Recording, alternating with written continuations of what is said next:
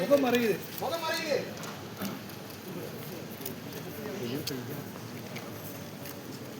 That is released by our Honorable Minister Sri J.P. Nadda avargal and received by our Honorable Governor of Tamil Nadu Sri R.N. Ravi avargal.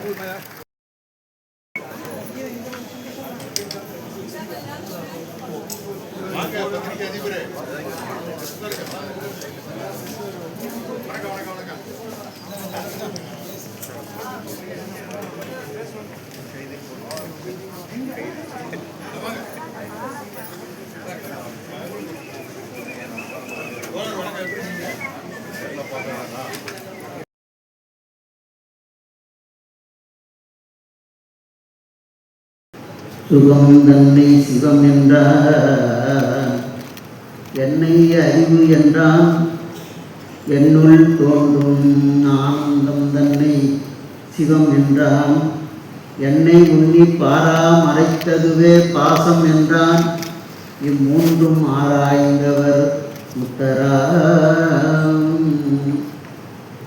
எல்லாம் அல்ல செந்தமிழ் சொக்கநாத பெருமானுடைய திருவருளையும் கருணையாயின திருமணிகளினுடைய திருவருளையும் சிந்திக்கின்றோம். இந்த நாள் ஒரு நன்னாள். இந்த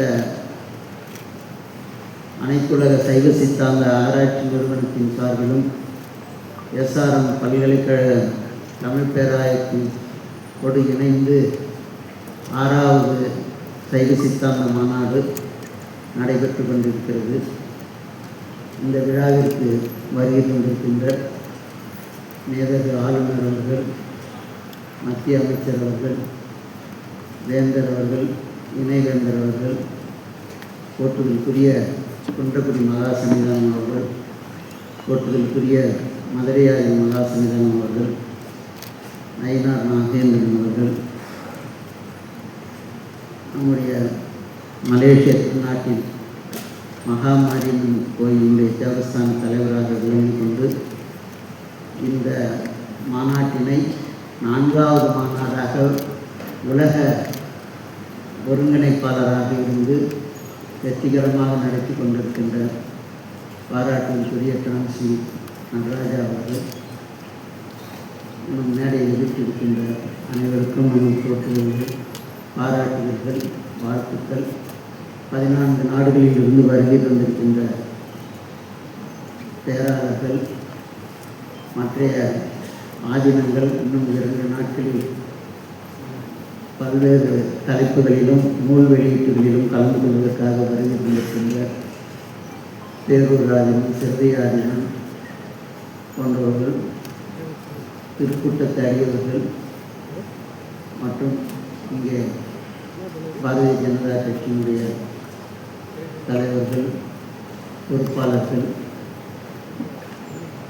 இந்த 300 கட்டுரைகள் இங்கே கொடுப்பதற்காக வருகை இருக்கின்ற பேராளர்கள், பார்வையாளர்கள் அனைவருக்கும் நமது நல்வாழ்த்துக்கள்.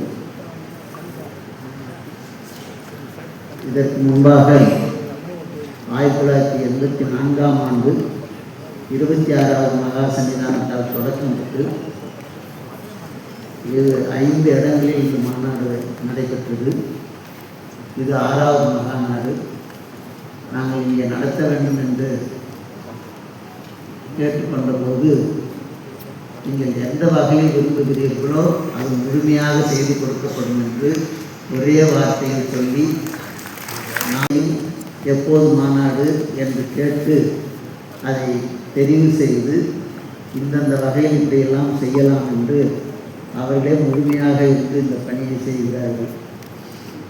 அதே போன்று நம்முடைய ஸ்ரீ நடராஜா அவர்கள் உடல்நிலை பாதிக்கப்பட்டிருந்தாலும் கூட இந்த விழாவுக்கு கண்டிப்பாக வர வேண்டும் என்பதற்காக அவர்கள் இந்த விழாவுக்கு வந்தார்கள்.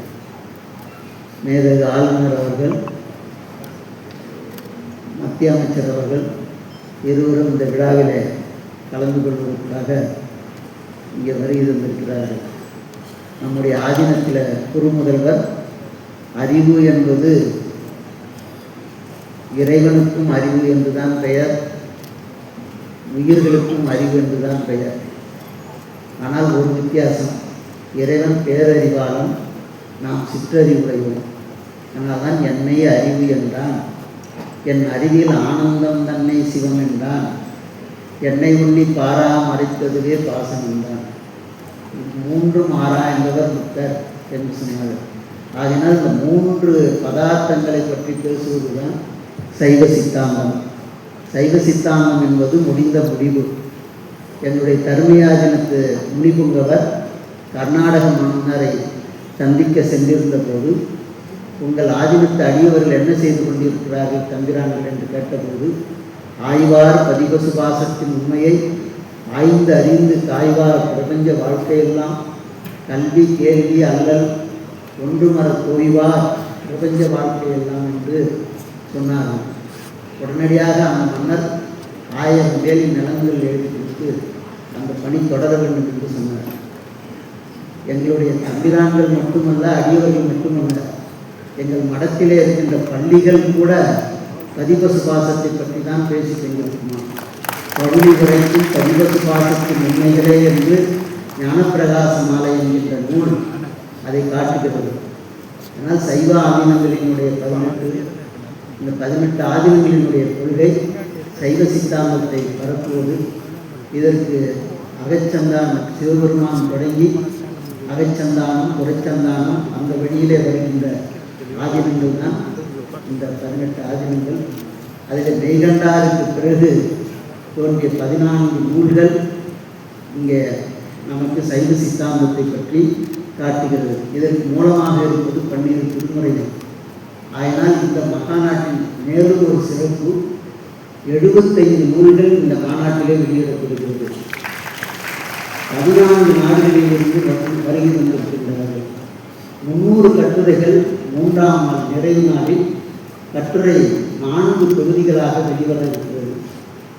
இன்றைய மாநாட்டு மலரையே நாங்கள் எப்போதும் அங்கே வெளியிடுகிறோம் என்று சொன்னோம். வேந்தர் அவர்கள் வேண்டாம், நாங்கள் வெளியிட்டு காட்டுகிறோம் எப்படி இருக்கிறது என்று பாருங்கள் சொன்னார்.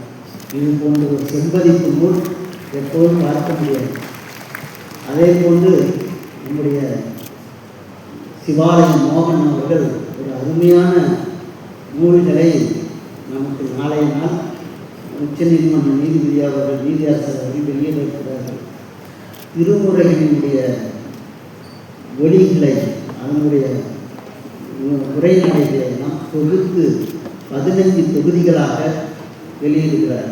இன்றைக்கு 14 சாத்திரங்கள் ஆங்கில நூல்களை நம்முடைய மேதக ஆளுநர் அவர்கள் இங்கே வெளியிட்டார்கள்.